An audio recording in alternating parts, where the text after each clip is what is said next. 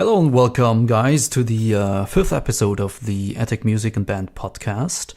In this episode, we have a guest. It is Katey Brooks from London, originally from Bristol in the UK, and she actually has a lot of tips and a lot of cool stories to tell you guys.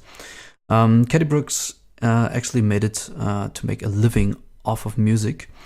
And we were quite curious on how she did that. So we're asking her a lot of questions, really getting a lot of tips and tricks out of her for you guys that might be interesting. And so we met Katey at a couple of gigs she already played in Germany, and we produced one or two videos for her. And so we thought, why not sit together and see if she has anything interesting to tell? Because it seemed like she's getting around quite a bit. Now she's about to leave to Australia. And so we thought, can you give us a couple of tips that might be interesting to our viewers? She has a lot of stories to tell and is telling us exactly where she made the transition from working at a job and having music as a hobby to being a full-time musician. So this time we actually have an artist on that is making normal music, pop music, so to say, and not heavy metal. So it's definitely worth checking out Katey Brooks if you're more into the non-heavy metal stuff. Check her out on Facebook, Instagram, or wherever you'd like. And I hope you get something out of this podcast. There's a lot of tips and tricks in there, and I think a lot of stories that will help other musicians out.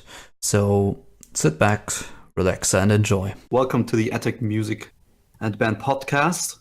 It is Sunday, I believe, the 7th of January, and it's 14. That is 2 p.m. for Americans that don't know how the clock works. And we are here, and someone's breathing into the microphone. That's Katey. Is that me? The mouth breathing.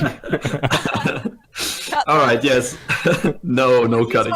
Come right up close. So come real close here into the mic. All right. So yes, we are here with Katey Brooks. And of course, Souhaieb and Hello. And Marc Schulz. Yes, but we aren't that interesting. Katey Brooks is our guest, so welcome to the podcast. How are you doing? Thank you very much. We already I'm know good. how you're doing. Yeah, you're good. Oh, you're not going to share it with the listeners, though. They don't get to know how I'm doing. You said you just got up. Well, no, I've been up for a while. Yeah.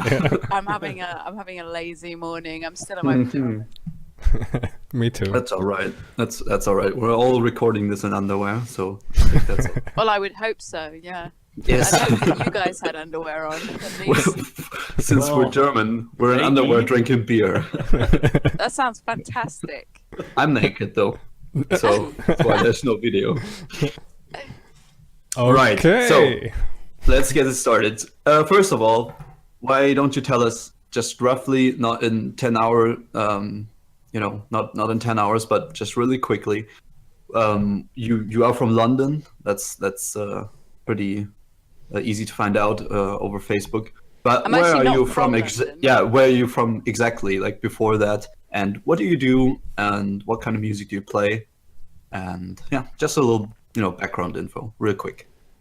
Okay. I live in London, but I'm from Bristol, which is it's about 2 hours west of London, and it's the best city, has to be said. Okay. Which is why I live in London now. No, I love Bristol, but I love London too. I'm a singer-songwriter, and my music, it's always a bit difficult to describe, but we always go with acoustic soul meets alternative folk. That conjures up a few images. Sounds good. How old are you?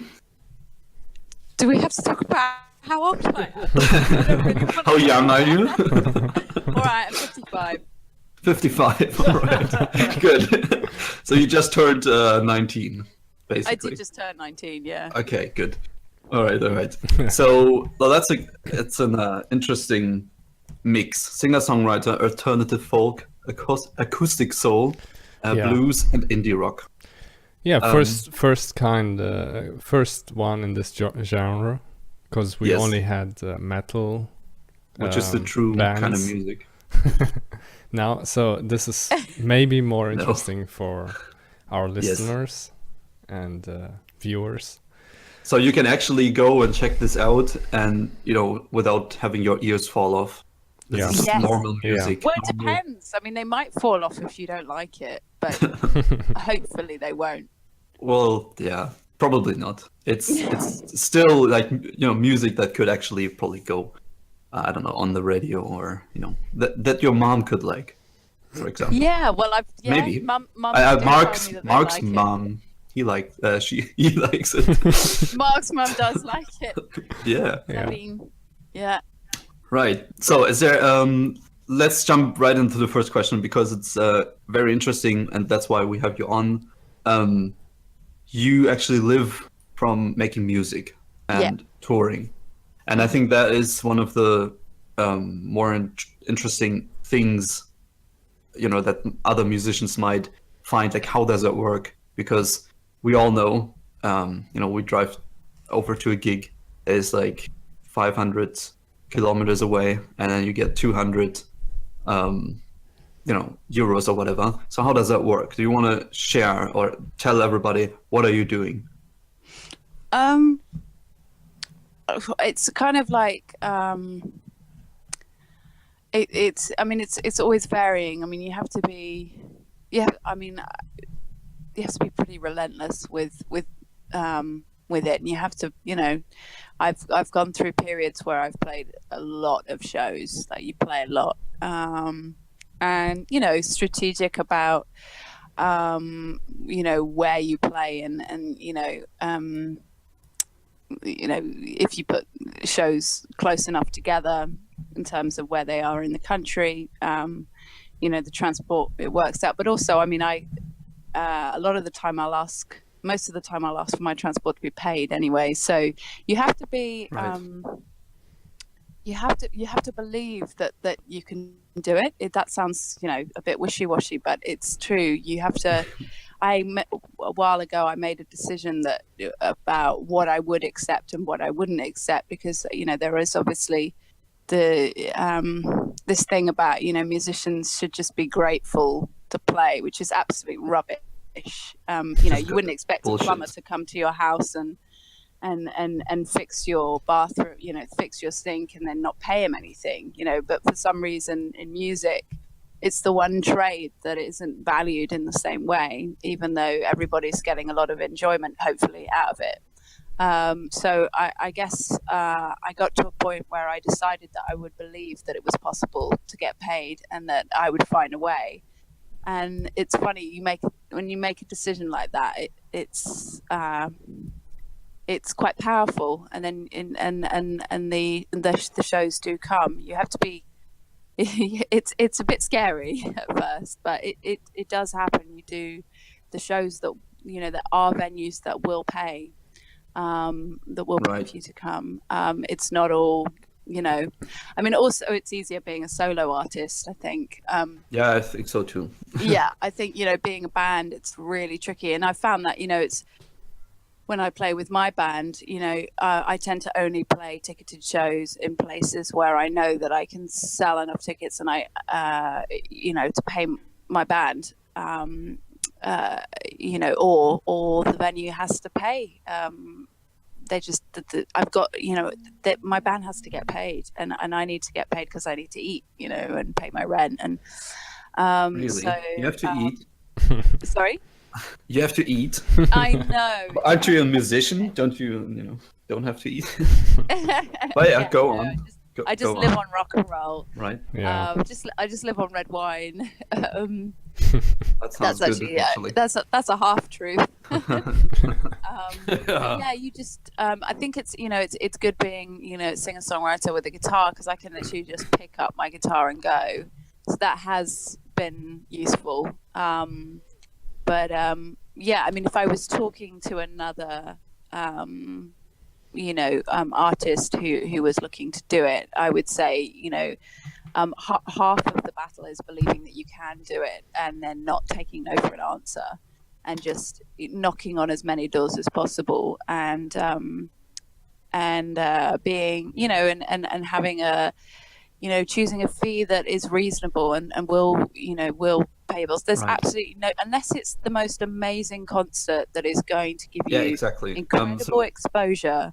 Don't ever accept a show that's just, that's not going to pay you anything, because why should you? It's everybody else is getting something and you're not. It's just it doesn't make any sense. So even like even security, everyone gets paid for. It feels like everybody gets paid first for a music show. Yeah. And the musician is last. But it's true. Yeah, I know. Totally. And, it's weird. It's absolutely fascinating. But so you would also say, like, if the show is actually a good promotion for you, like a big promotion, like a thing that is an amazing show with 5,000 people, that you could say, all right, I'll just play for free because I get a lot of exposure to. Yeah, but the weird thing is those shows are mostly paid. Exactly, because they can afford to pay you. Yeah, exactly. I don't know. Not necessarily. Not necessarily, but mostly, I would say. Well, they can. I think they can afford to pay your expenses at least. Yeah. Like there's never. It's a question though, because we've had one or two cases where it was a big thing, and you didn't get paid. But we said, all right, they probably could have paid us. I don't know, just something, just for, but they didn't. And we said, okay, the thing is good though. It's a big show. It's amazing. Let's just play it. But they probably could have paid us something, because it was a big festival, but they didn't. So they always can. They always can. Usually. Yeah. I mean, if it's a big festival, they can. Yeah. But, I mean, you only kind of have to do the math to realize, even if it's a small fee, I realize also along the way that psychologically it's really important to get paid. It's I Definitely. think, Yeah. I think because do you mean like, because otherwise in the long run you'll kind of feel exhausted by just getting put down? Absolutely, and it's not good for your mindset. When you get on stage, you want to feel that you're happy to be there, and that that what you're doing is not being, and I'm not talking about audiences here, I'm talking about venues, that you're not being taken for granted. And so I think, it's really important that when you get up on stage, you're feeling good and happy, and that, everybody is being looked after. Definitely. I mean, I'm not trying to sound like this sort of, I'm by no means sort of a bitter and twisted musician. I just think you have to get to a point where you value what you do. Otherwise you do get bitter and twisted. I think that's the thing. Yes. You get frustrated. Yeah, definitely. Can we get more context for our viewers? Like, how long do you do that? For how long do you do that? I mean, in one way or another, I've been sort of making music and records and playing live for I think about 12 years, but I haven't done it like I do it now for that long. I've actually only done it like this for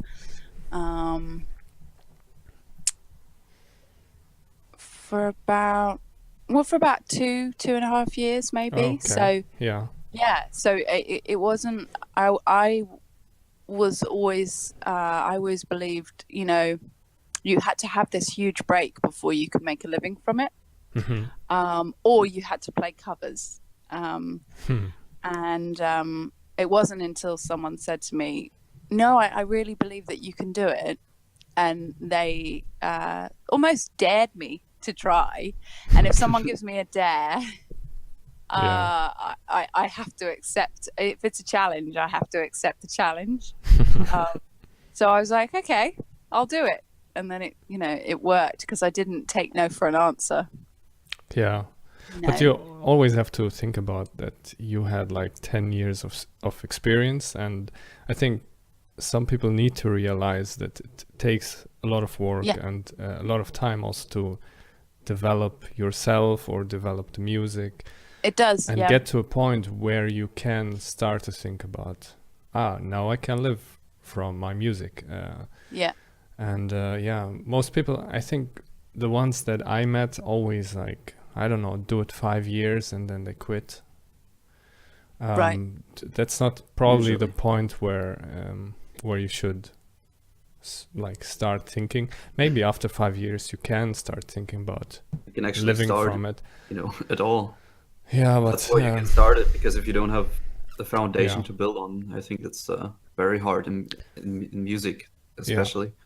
I think the most like important thing is to play a lot. Like what Katey said, it's to play more shows than others, and actually that turned to be a good thing for us. For example, we played quite a lot of gigs, like above average, and we start to see that money is coming in.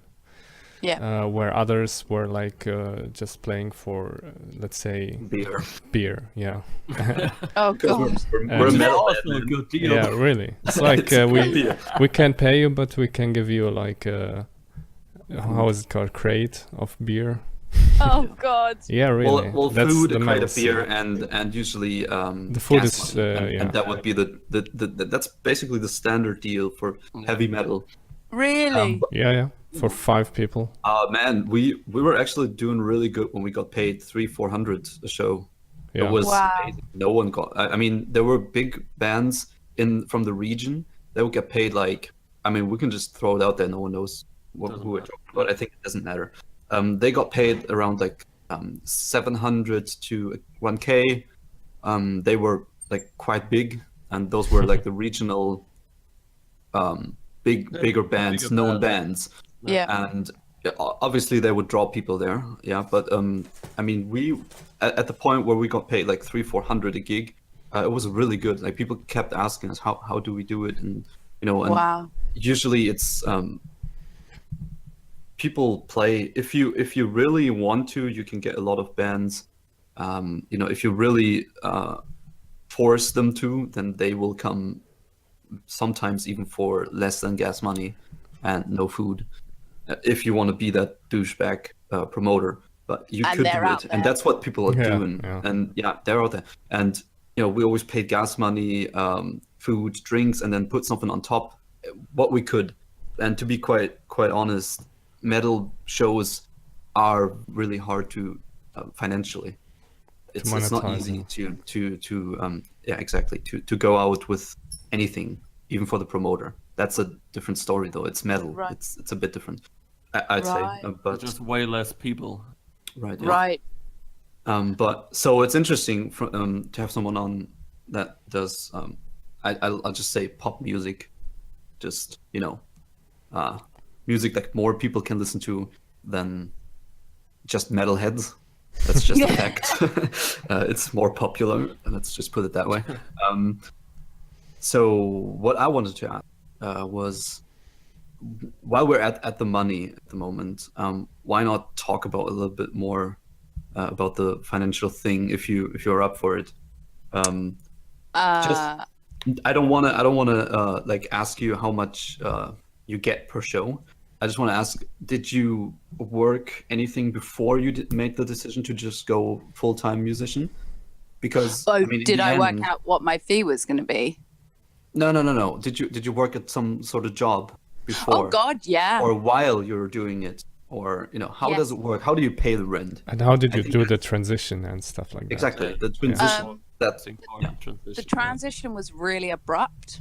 1 minute I had a job, the next minute I didn't. Wow. So because I never do anything planned or by halves, that would be far too organized. The transition was I was actually I was doing I was a musician. I was doing what I do now, but just not full time. I always had some other job, for a long time. So the last thing I was doing, I think, before I made the transition was, God, that sounds like before I had a sex change. Before I had the change. The last thing I was doing was I was the AGM and I was doing which is assistant general manager, and then I was doing the marketing for this venue in the centre of London, on London Bridge, and it was a great job. I mean, in another world, I would have really loved to have sort of done that and really put my whole heart and soul into it, but I never could, because I always had, what I do now, going on. And, but it was really relentless, long hours and very intense. And, helping to being part of running a venue is, right. It's intense. So I was doing that until the end of 2014. And then I realized that it was going to compromise my health if I carried on, because it was just too much. And so I left, and for a few months I did for a couple of months I did like freelance promotion stuff through a couple of like parties, venues, like themed events, which was fun. Again, in another life I would do that. But then I went on my first Australian tour, which I just, I'd never played in Australia before, but I just thought, well, why not? I just will. I'll just find the shows, and I did, and then after that, when I got back to the UK, which was like spring 2015, my manager at the time was like, you need an album. It's really time to release an album. So I started writing it and then started recording it, and sort of somehow I lived really cheaply in that time, so that I could just do a show here and there. But it wasn't until the end of 2015 where I was like, right, okay, I'm just gonna get those shows in. But yeah, before that, I worked in banking. I was a singing teacher, private singing teacher. I did workshops. I had a choir that I built, and I taught ukulele in prison. Really? Oh, that's a good story. It was really, really cool, actually, because they were all really big, tough, violent, some of them criminals, and it was men, and they were amazing. The whole kind of idea behind it was that it was something for them to learn, so that when their children visited, they could do something with their kids. And they were really keen. Before I went in for the first session, my chaperone warned me that it might be difficult, and they might be difficult to teach. But they were some of the best students I've ever had. They were really keen. They didn't want to go on their break, and by the end of it, we were all playing Bob Marley together on the ukulele. It was hilarious. I cleaned a lot of toilets. I was a cleaner for a long time, like just freelance. I actually made really good money out of that. Freelance toilet cleaner, what I've never. Absolutely, I have cleaned more toilets than I care to even think about. Oh my God. Some toilets were cleaner than others, I have to say. Don't ever clean the toilet of a big, like 10-bedroom shared house. It's disgusting. Sounds icky. Really? Yeah. No one can say I didn't get my hands dirty. Exactly. So basically, oh God. I didn't mean it You like did that. it all, Yeah, right? yeah. So, of course not. Of course not. So basically you did a lot of jobs before that, and then you decided, okay, I'll just do it now. And then you didn't have a job anymore. And then you lived cheaply, very cheaply. Very and cheaply. then, yes. Marc. Yeah, I'm curious. While you were like cleaning toilets and doing all these great jobs, were you thinking about like making it one day, or like making music your full time? Was that always like the long term goal while you were doing these other? I think at that time I was a bit naive. I just assumed what I think many singer-songwriters, in particular, you know, in my genre, people say, oh, eventually something's just going to happen, and overnight it's all going to happen. And so I think I just assumed at that time that, well, something or someone would whisk me away, and I would get this huge break, and I would overnight be able to put those rubber gloves down, and you know, or you know, say goodbye to the. With gloves. Sorry. You cleaned the toilets with gloves? Well, hell yeah! Oh, shut up! Not with gloves, but I certainly had gloves on. But yeah, I mean, I think you just think that something miraculous is going to happen, and so my idea was that, you know, while I was waiting for that miraculous thing, that I would just do, you know, I would make sure that my work kept me free, that I could make, you know, that I could drop things very easily and quickly, that I promised myself I would always be self-employed. Because also once you go self-employed, it's very difficult to go back from that. It's a bit weird to then go back to having a boss. But yeah, I think I just assumed it was going to happen, and I was doing, you know, amazing music stuff at the same time, and you know, enjoying it and thinking, oh yeah, it's sort of any minute now. But I think, you know, again, we all think that, you know, something amazing comes up in your career and you think, oh, this is that moment that they talk about, when actually in reality that's actually quite rare. It's usually just, well, a lot of people have said to me, it's the person that just sticks it out the longest. You just keep going, and hopefully you build up a momentum so that you can at least make a decent living and have a career that you're, you know, happy with and proud of. And I think over the years, my sort of my ambitions have changed as well. I think, you know, when you're sort of really young, you're like, oh, I want to be Whitney. You know what I mean? Or whoever it is, you know, I wanted to be Tracy Chapman. Okay. But yeah, it changes. That's a basketball player, time. Right? Sorry? That's a basketball player, right? Shut up, Tracy Chapman. But I was wondering, like, did you ever feel like losing a certain amount of like security with when you quit a job or whatever? Because when I think about it, like right now, like I'm studying and all that, but a lot of times I think about like quitting and not doing it and doing something else. But it's this like, you know, little piece of security that one still has. How do you deal with that?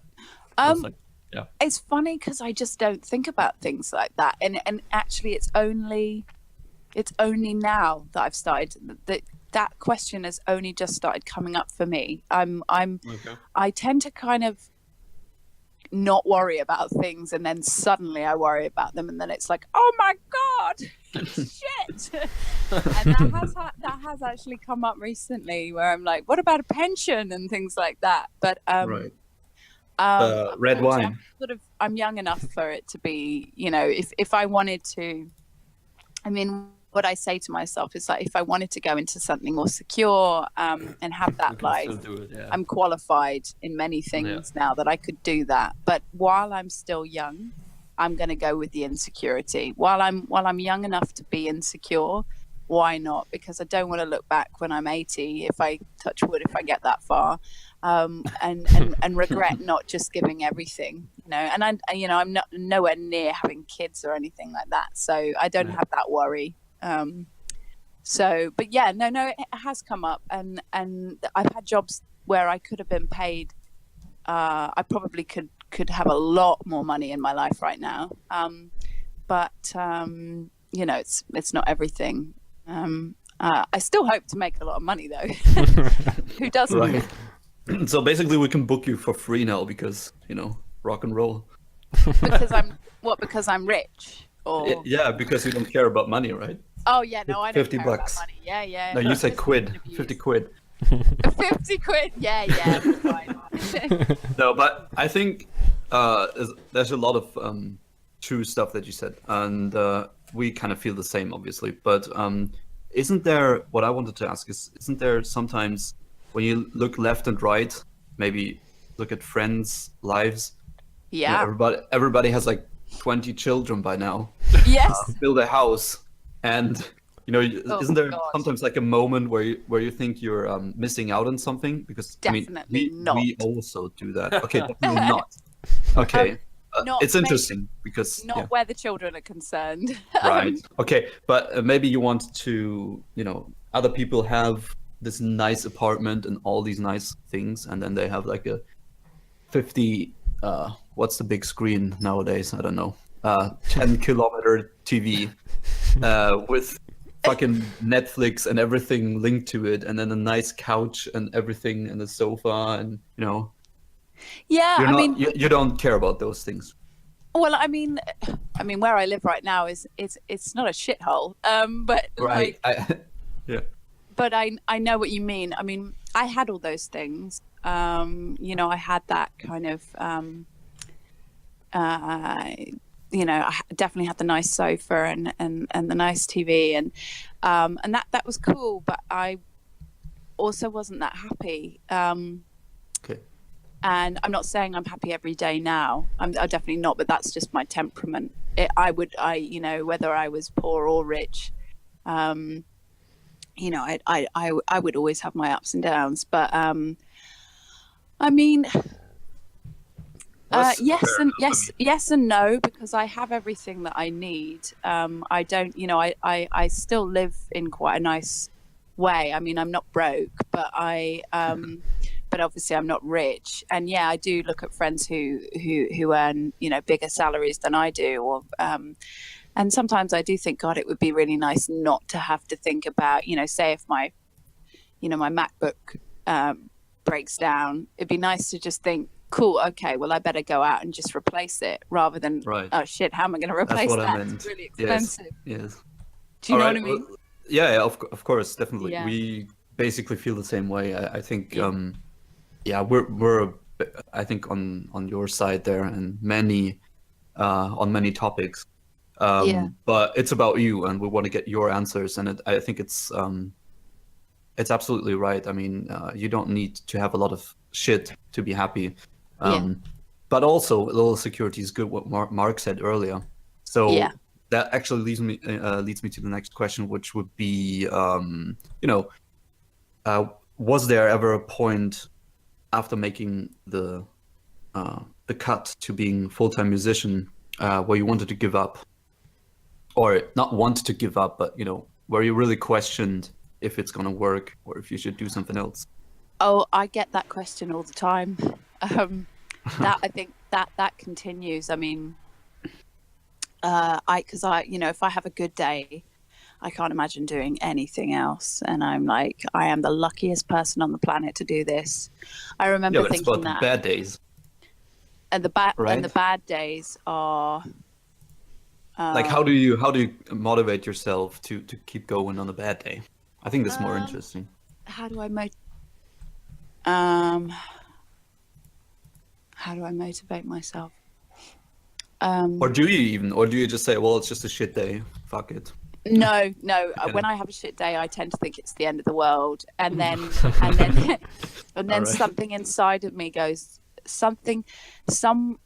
I'll see something that will remind me, or something inside will go, you've just got to keep at it because you believe in what you do. And also the thing is I've come this far. I've dedicated so much of my life to it that I kind of almost feel like I couldn't really give up even if I wanted to, because I've put too much in now, and I feel like I owe it to myself to really see how far I can go with it. And so I kind of said to myself recently, well, I'll give it X amount of time, and then, you know, and then maybe I'll do something else after several years, you know, because also I'm interested in other things. It's not, you know, there are other things that I'd like to put my energy into. But no, I think I've always been quite stubborn and strong-willed, and if I want something, then I'm relentless about making it happen. So I think it's that part of me that goes, you know, even if I want to give up, you just, you know, no one ever got anywhere from giving up, so you just have to carry on. It's true. Yeah. It's that's a good thing you said about being relentless to achieve something. And I got one more question. Maybe the other two can ask something as well, because this one I think is really interesting. Just name, if you can, just what are really important characteristics for musicians. You know what I mean? Yeah, that's what is question. Like 1 or 2 or 3 things that you have to, or characteristics that you have to have as a musician, or otherwise you know, don't bother trying. As a musician, as a kind of a working musician. Yeah, if you want to make money from it, right? Or just live, you know, without having to worry about, I don't know, food. Having to worry about food.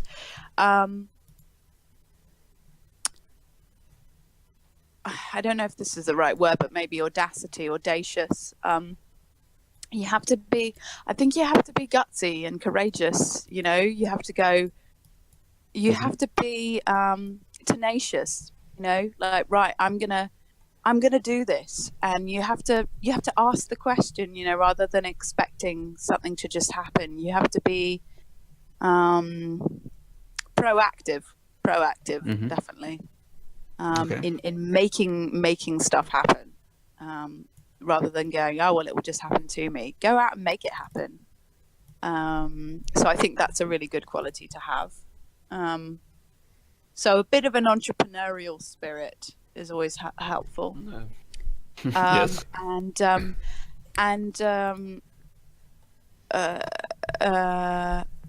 positive. You have to be really optimistic and positive. Because the thing is, there's going to be so many depressing things. You know, if I had a pound for every time, you know, I heard the word no, or someone didn't bother to reply, or, you know, you get a lot of negative feedback, or you'll get someone after a show come up and decide that their opinion is really important, that they're going to sit you down and tell you everything that you're doing wrong. Which of course in other professions would just never happen. But in music, people feel like they have the right to do that. And when you've just got off the stage, you really don't, you know, you're fragile. You don't want to hear, but you have to be strong. You have to grow a thick skin. So I'd say, you know, positive. You have to have a positive mindset. You have to have, you know, a strong mental attitude. You know, just if you get knocked down, you get back up. It's the only way. And you have to be proactive and yeah, you certainly can't be lazy, that's for sure, because it doesn't work. And believe me, my natural state is I'd prefer to be in bed, like I am right now. Does that answer So the natural, it's a very good answer. I think, the positivity, I think, very, very important, because we experienced it as well. If you get in a shit mood very easily, you'll have a hard time. Yeah, you already lost basically. And the thing is, but also like the thing is it's a bit of it's a tricky one, because I'm really sensitive, and my mood can go from. In fact, I remember one of the last times I noticed that was actually when I was in Wolfsburg. Is that did I pronounce it right? Yeah. Yes. Yeah. Okay. Better than Wolfsburg. Wolfsburg. It was actually at the show, and it was a tiny little thing. Like my mind can be, I can be at between 1 and 10. I can be at 10 mood wise. I can be in a great mood, and then the tiniest thing can happen, and my mood can plummet to a 1 or a 2. And the only thing that has got me, and that you kind of have to be that way as a musician as well, because it's what makes you write, and you know, it's that sensitive musician side. But you have to get to a point where even in those times you have to be strong enough to drag yourself through those times, you know, and and give yourself a kick and go, right, come on. You have to be you have to be tough with yourself, you know? So yeah, being tough is important. All right. Yeah. Yeah, that's a really good answer, I think. I think it's way harder, like when you're alone, like on the road or whatever you want to call it. Like I always really enjoy other people around me, and just in case something didn't work, so you can like goof around or whatever, just shrug it off, kind of. Yeah. It's way harder because it's like I feel like it's just you, and then if you don't have your buddies with you, it's go to talk to get in a better mood again, or you know. Yeah. Your guitar. Someone farts. Someone farts. Everything is good. Yeah, and do you know what? I heard that's actually good for your health. Yeah, see, I read an article. See? There was an article in the Independent the other day that was talking about how smelling someone else's fart. Yeah. What? Yeah. Excuse me, what? All right, moving Well, on. but I have to say that I can. Toilet cleaning freelancer here. I can already sense who farted when I'm in the car, because I already know the smell of someone. By now, us three, we know who did it. No. Figured out the Yeah. smell. Oh my God. It's really obvious. We're like All right. dogs already. Disgusting. All right, moving on. Thank you guys for listening. Thanks for tuning in. Good night. All right, good. So moving on. Any of you guys have a question? Hast du gerade was? And do you have? I have You one. just start one. Start. Do it. Do it. Yeah, I was just thinking about like whether you, like when you started out, or like a couple of years ago maybe, did you have something else that you tried to achieve and you like failed? Like because I feel like in terms of like what are you doing right now, you are pretty good and you are like have a decent amount of success and you are able to like live like off the music you play and all that. But was there a time where you tried to achieve something else that you wanted to do and you failed because you either, I don't know, like weren't good enough or whatever the reason might have been? No. Straight answer, no. All right. Well, Basically. well, okay. No, I it's always been this. Oh, that's cool. There's been nothing else that I've wanted to do. I mean, there are other things that I would do if I didn't do this, but I haven't gone down that path. So maybe I could tell you in 20 years' time. Maybe I can give you another answer. I don't know. Or I'm hoping I will never have to say Well, yes. I mean, I think that's But, probably the best answer you could give. Yeah, it's perfect. I mean, I wish I had that. That would be easier. Well, yeah, but I mean, or is the answer, you know, maybe you didn't fail. Maybe you just decided that first hurdle made you realize that it wasn't important enough to you. Because I don't really, you know, I could have given up music. You know, I could have gone, right, well, this equals failure because I'm not at this point. But I went, no, this is, you know, I'm going to carry on. So maybe you haven't, just to get philosophical about it, maybe you didn't fail. Maybe you just chose something different. Yeah, totally possible. Yeah, totally agree. Yeah. We got about like 10 more minutes. So I want to get one or two more questions in that I think are really interesting. Just really quick, yes or very short answer if you can. Yeah. What did your parents think about your decision to go full-time musician? And do you care about their opinion at all? Or I do, and they were the ones that told me that I should. all right, so, Wow. that's good. That's good. You can ask my mom. No, you do metal, She's bro. like, What? You do metal. That's for her. It's like, yeah, they were supportive, but you know, yeah. you should do something German and correct. Correct. Straightforward. Go full time on your metal career right now. Stay You're at VW, stay at VW, toenails build for the cars. next Yes. 4 months. Yeah, true. Maybe she was right. But you know, okay, good answer. So your parents were supportive. That's very good. And do you have any tips for people that might be listening at the moment and they want to earn more money making music, just so they can, you know, have either go from 0 to 50 bucks, or from 100 to 300, so they can at least pay the rent, or you know, just they want to do a little bit more, get more out of it. Do you have any tips how to achieve that? I guess they need to ask themselves, you know, have they, you know, be really honest with themselves. You know, is my, you know, I got enough material, and is it, you know, if they want to do it from playing live shows, then if they've got enough material and they really believe in what they do, then, you know, have they knocked on enough doors? You know, because you can't just knock on 5 doors and think, you know, that's going to sort me out. It's not working. No, you have to knock on 100 doors, and if you knock on 100 doors, you know, the odds are, you know, 10 of those doors are going to open, and something's going to happen from it. So, you know, are they being relentlessly enough? Are they taking no for an answer? Because you really can't take no for an answer. If you want something, you have to just keep going. So, you know, if you get a no from one phone call or email, you just keep emailing until you get a yes. I mean, any like person who's had any success will say, you just keep, you know, you keep asking the question until you get a yes. So, you know, and how willing are they to do whatever it takes? You know, how much energy are they actually putting in?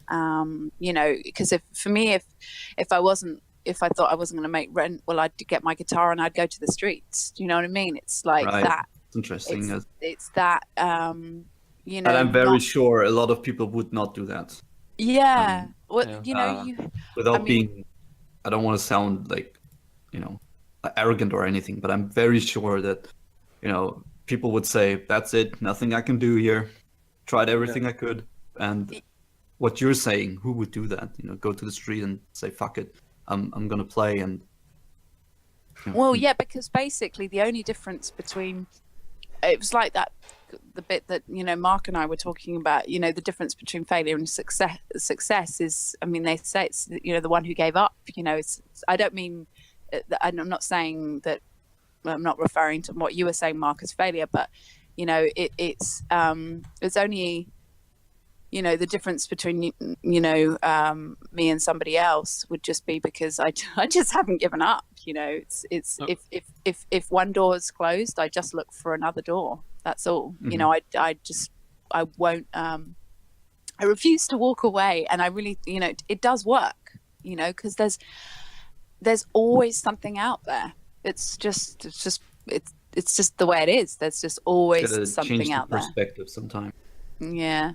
But that comes back to that, you know, you have to be quite tough mentally to do it, because it is hard getting no. But that all that comes down to being honest with yourself and being, say, reflective. Yeah. Right. Definitely. To, you know, ask yourself and give you an honest answer if you are willing to put it all in. Yes. I remember us driving 8 hours to a fucking gig where we got paid 100 euros. Do you want to do that? Right. Do you want to? Are you up for it on your weekend? Yeah. And then you get back and you're tired from the weekend, right? And is there anything, would you say, for people that start out or are in it for, I don't know, maybe a year, maybe 2 years, they get offered a gig, should they set, you know, a threshold? Do you say that? What gig to take, money-wise? You know, below that, I don't play. Yeah, I think it's good because that's the other thing, is that, you know, you do have to have a standard for yourself at some point. Otherwise, you just keep taking crap. I remember I was, you know, a while back, for some reason I accepted, you know, some shows for £20, and so I was losing money going, and they were shitty shows, and I was like, I stopped. I was like, why am I doing this? Why do I think that I have to do this? And it was because I was still having this poor grateful musician mentality, and I realized I had to change my thinking, not to an arrogant, like, no, you should, I'm amazing. I'm better than 20 pounds. Yes, which actually I am better than 20 pounds. You're about 30 pounds, also right? not saying, but it's also not me thinking I'm the best musician ever. It's just me going, I'm providing a service that they are getting something out of.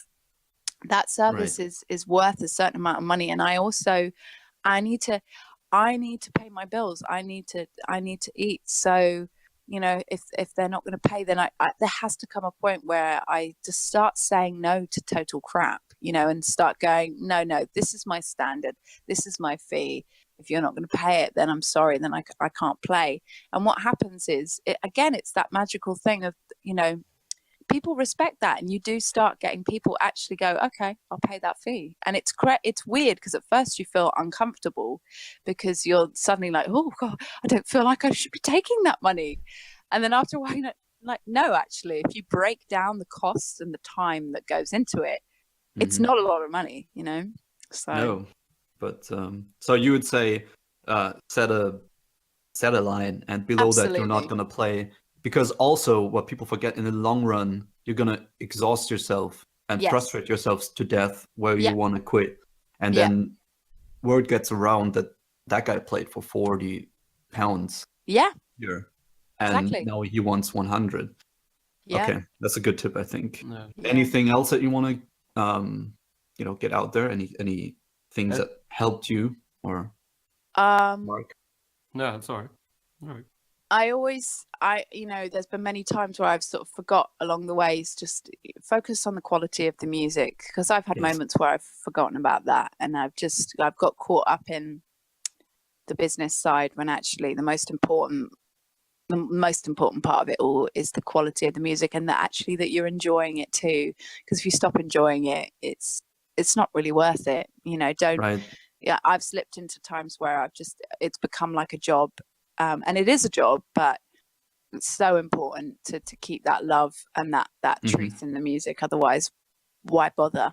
Because that's everything that music stands for. Is to me is emotion and expression and truth. And so if you forget that, then it's funny that you say that, because I was going to ask that too. And I feel like we're talking about all these things, and people talk about all these things, and then worry about this and that and this. And then when you think about it, if your music is shit, this is irrelevant anyway. Does not matter. Exactly. Everything doesn't matter. Absolutely. And so it's a good tip that we maybe say this one more time. Maybe also be honest and ask friends, or maybe not friends, people, their honest opinion about your music. And if it's not that good yet, maybe just sit down again and try to go, or give it a while, see what you can do with that kind of music, and then after a year, for the next album or whatever, try to improve the music a bit, get a bit more, whatever you need to change, and then try it again. So it's also long term. That's what I thought too. It's like very important to know like where you are as a musician, like whether you can ask for $20 or 800, because otherwise you will come across like a total whatever douchebag or whatever. You really got to know like where you are. I mean, if you say it's not working out, but like music is shit, and you ask for 500 euros per show, it's like, Then again, even without, we could get some money. So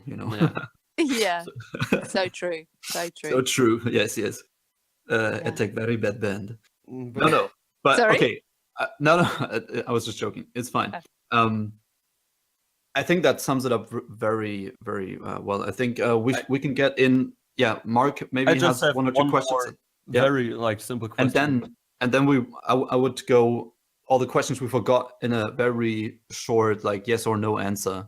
Okay. And then we can end this.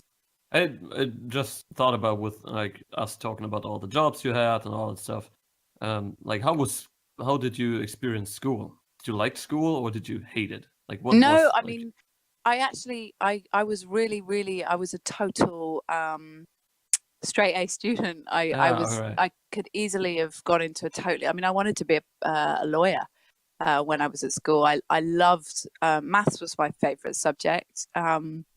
I actually didn't take music in my exams. I didn't really want to do that. I did science and maths, and languages, and I absolutely loved school in that way. I hated school because I always felt that you sort of trapped. I didn't like being trapped, but in terms of the academic stuff, I really enjoyed it, and my parents expected me to go down that road, and for my sister, one of my sisters, to go the opposite road, and she's just finishing her PhD, and I've gone down the creative route, so we did the opposite of what they expected. So no, I love school.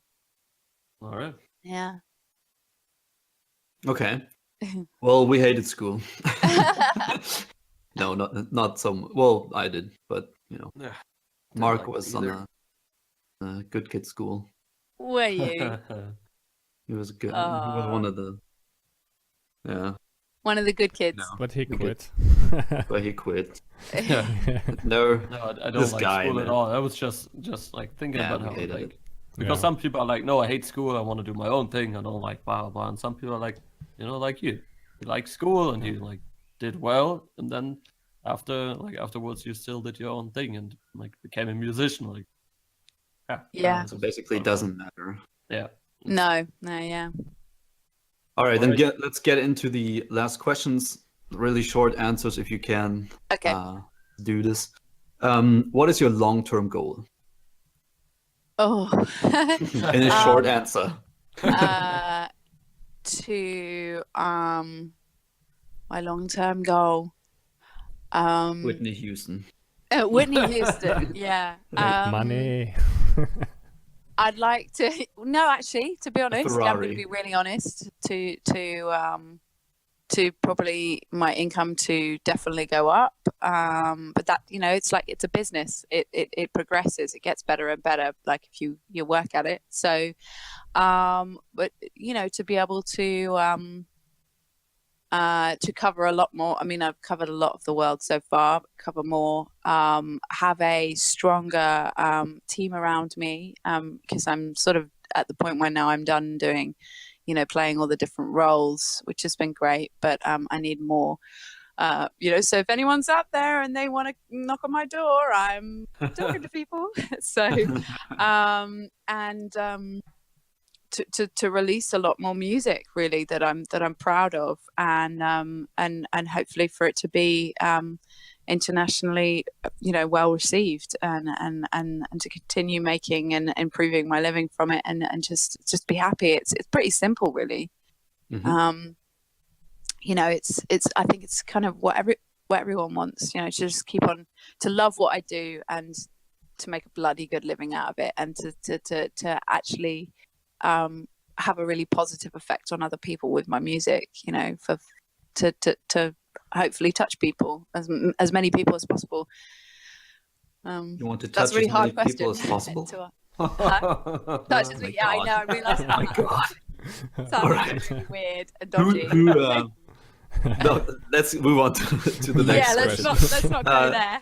Who's doing your booking? I currently do all of my booking, apart from I just hooked up with a Dutch agent, but I do absolutely everything, which keeps me very, very busy. But it also means that I actually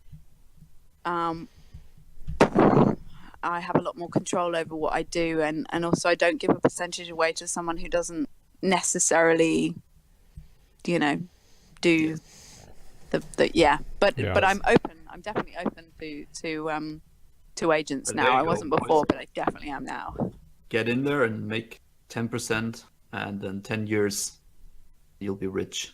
You can still be the booker. It's still open. Yeah, songwriting. Bookers wanted.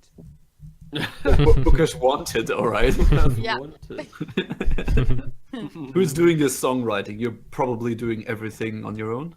Oh God, yeah. I write my own songs. Yeah. All right. Where have you been, or more important, where have you not been? Where do you really want to go play music? I haven't been to the States yet, and I think it's time. There's a reason why I haven't been over to the States yet. But Is it Trump? Sorry. Is it Trump? Yeah, it's definitely Trump. No, yeah, I think it's just Phil's time. I've been to Canada. I've been to Palestine of all places, which is, it's a random place to have on your list of places that you've played. And yet I haven't been to the States. So I just have this strong feeling that I need to get over there this year. So watch this space. You can take us. We can be roadies. Yeah, please do. All right. I hold your guitar. While you play, then. I can be the stand. I would love it. All right. Oh God! All right. What do you think of Spotify and versus old school CD sales? Do you like the idea of Spotify, or do you hate it? No, I do have Spotify because I think the reality is that's the way the industry has gone. That's the way we listen to music and discover music, and Perfect there's no answer. point fighting it. So I just I'm on Spotify, and but I also would, obviously for me financially, I'd much prefer people buying my music, and some countries are better. I mean, Germany is probably the biggest market in the world for buying CDs still. It's amazing. So I'm obviously German. I'm keen on that, but I don't fight Spotify because it just it's just do you get anything out of it?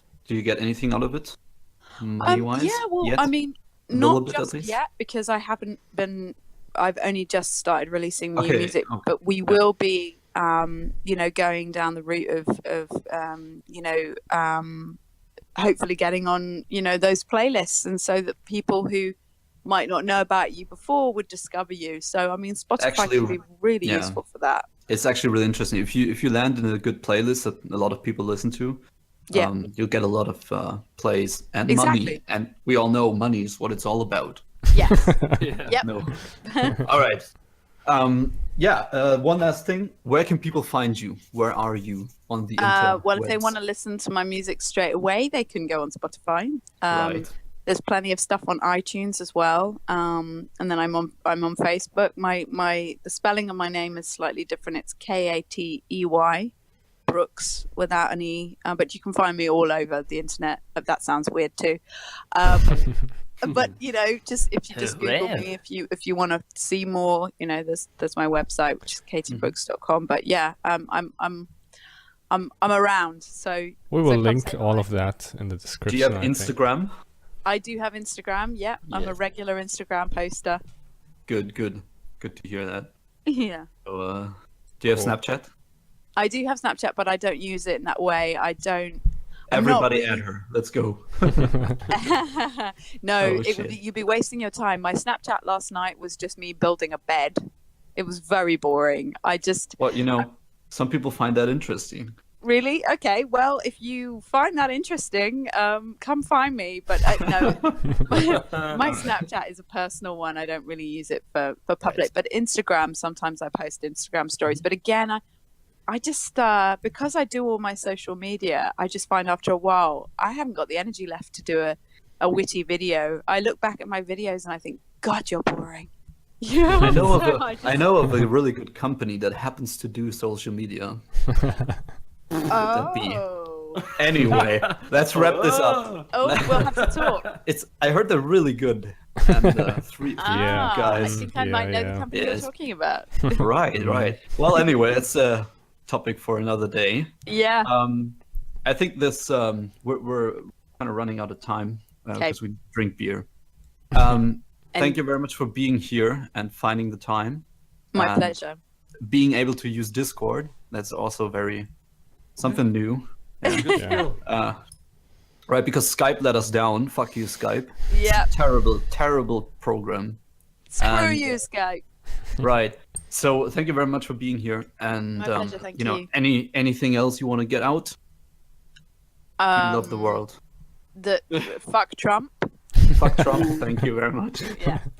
Right, and go listen to her music. It's Katey Brooks. It's been a pleasure for us as well. Yep. Thank you. Right, then Dankeschön. we'll Do just I wrap just it say up. goodbye? Dankeschön. You just say Dankeschön. I just say Dankeschön. Dankeschön to the listeners. Exactly. And to All right, boys. Ladies and right. gentlemen, that was it. Thank you, Katey Brooks. Thank you, Marc, Souhaieb. We hope you enjoyed this show and you could take something out of it, some tips maybe, and you heard the story of a musician that actually makes a living off of it and decided to do so. So if you have any feedback, leave it down in the comments below. Press the like button, that actually helps us a lot. And don't forget to check out Katey Brooks. That is it for this episode. We say thank you very much and bye-bye. Bye. Bye.